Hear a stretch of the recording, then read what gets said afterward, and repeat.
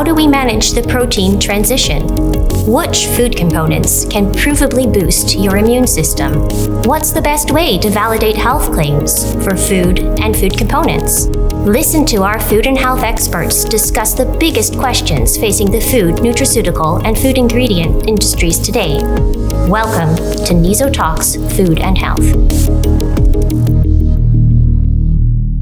In this episode, we discuss one of the key challenges the food industry is facing today, the protein transition, balancing animal proteins and alternative sources.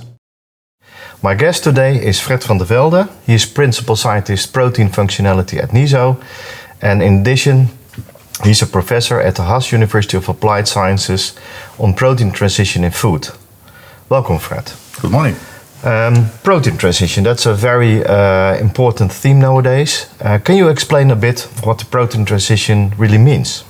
Yeah, the protein transition is the transition from the use of animal proteins to plant proteins or alternative proteins. So people try to avoid the use of eating animal proteins, and with animal proteins we mean meat proteins, milk proteins, egg proteins and fish proteins. And we want to replace them by alternative proteins from non-animal origin. And then you can think about, for example, plant proteins. And is it just replacing, or is it more a balancing thing? In products, it's mainly the replacement. So you go from an animal-based product to a plant-based product. But the protein transition is aiming at shifting the balance between the amount of plant proteins and animal proteins in the human diet. And a couple of years ago, the balance in the Netherlands was 65% animal proteins and 35% plant proteins. And we tried to shift that to initially 50-50 in 2025.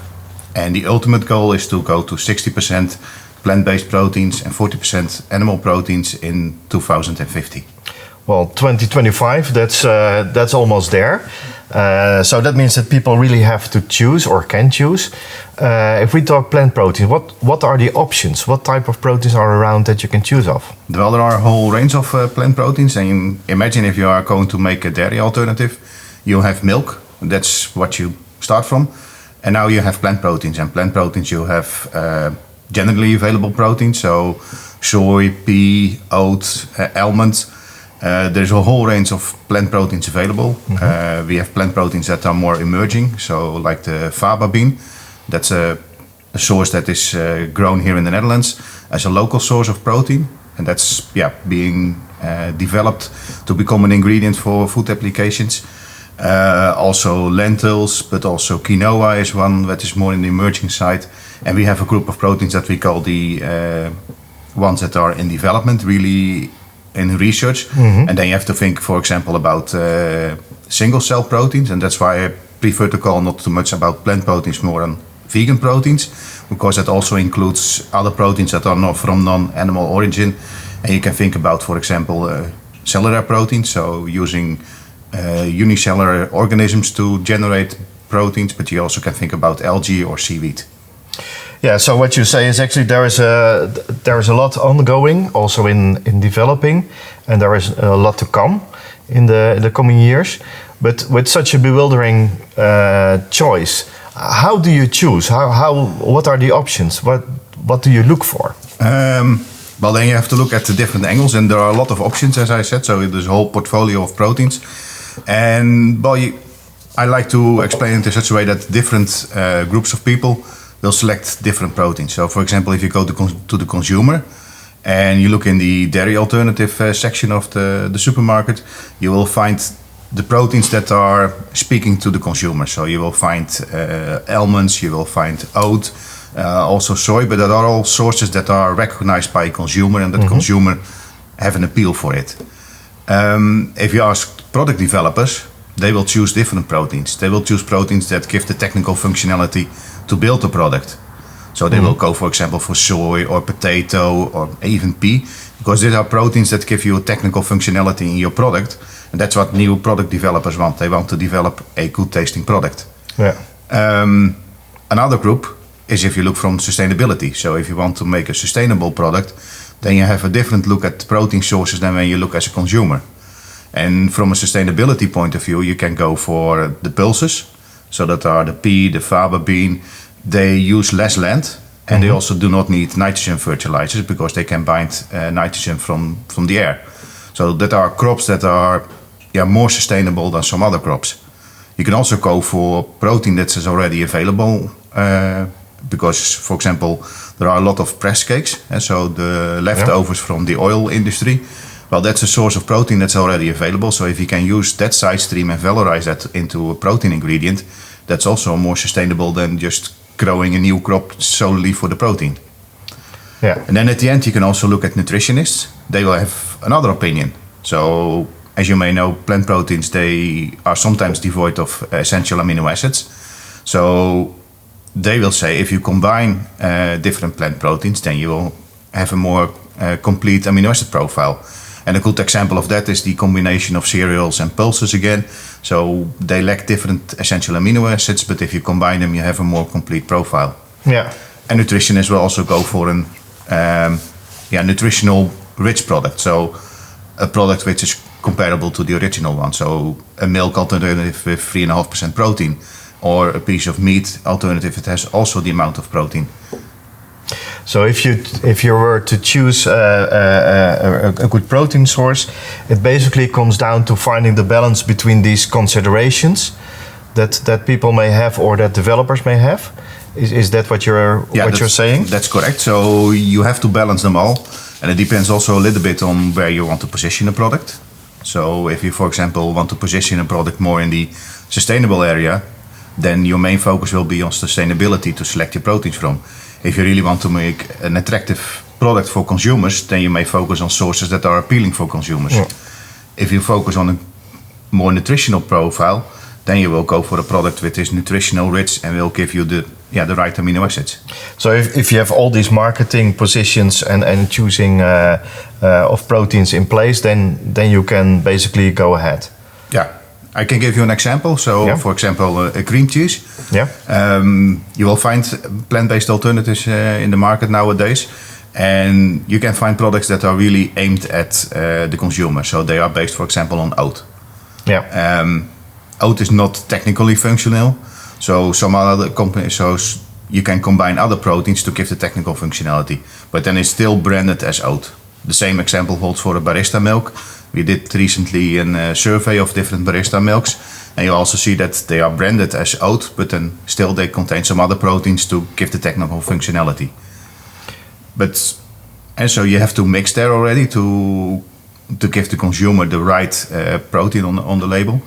If you go from the technical side, so your new product developers, they say, well, we like to use the soy or the pea or maybe the potato. But also pea has a kind of off flavor. It tastes like pea, a little bit, sometimes a little bit beany. So yes, you can technically make a good product, but it has still a little bit of beany taste. Yeah. If you listen to the sustainability aspects, then you go again for pea and faba, and you will remain with that beany taste. If you go to the oil seeds, well, they are mainly darker of color of the other proteins. You can go with a cream cheese that has maybe a brownish or a grayish focus on it. And if you go to the nutritionist, you have to put a lot of protein to make it nutritional comparable to the original product, and then you may end up with maybe sandy or a sticky mouthfeel because you have too much protein in it. So there are plenty of let's say considerations to come up with in this case a good alternative for a cream cheese, but there's still a lot of hurdles that could be taken if you end up with that. You also touched upon the aspect of taste, Beaniness you mentioned. Are there already technologies around that can help you to overcome or at least to bring the Beaniness down? Yeah, there are a couple of examples. So also suppliers of ingredients work on that, and they come up with new ingredients every time with different functionalities, but also different flavor profiles. But also in your own application, you can reduce the beaniness. And we have been working on the fermentation. So we're usually using lactic acid bacteria to ferment the cream cheese and make a fermented product. And lactic acid bacteria, they are capable of removing this beanie off flavors. So these bacteria, they can convert the beanie components, so that are volatile components, they convert them to other components that are less potent in their off flavor. Yeah, so if you are talking cream cheese, that can be a fermented product. As actually you're saying that technology can help. Is that a technology that only helps in the product itself, or is it more versatile than that? Well, the best way to do it is exactly in the product itself, because there you generate the flavor, and you can also use of the positive aspect. So you really can also make dairy notes in a plant-based product. So you can screen for microorganisms, and we have a culture collection for that, and we can screen bacteria from that. That really gives a pleasant dairy note in it. You can also go into the ingredient production, and also we applied fermentation in that step. So you use a fermentation step to produce your ingredients, and then you have a pea protein isolate which is functional as the other pea protein isolates which you can buy, but it has less off flavor. Yeah. So such a product like a cream cheese, as you mentioned before, does not necessarily has to be a compromise between things. No, at the end you can develop a product which is well tasting, has the right protein ingredients, and also complies with a nutritional profile. So you can make the cream cheese with plant proteins using lactic acid bacteria fermentation to make a positive creamy flavor, dairy notes, and reduce this beanie off flavor. Yeah. So it's not a compromise, but you have the whole world to choose, and that makes this area really exciting. So it's not you have milk and you have to deal with milk. No, you have plenty of different plant protein ingredients that you can choose from and build your own product. So there are a lot of options, but also a lot of technologies around to do it. But combining that, of course, is, I think, very difficult, because you're dealing with so many aspects and so many possibilities also.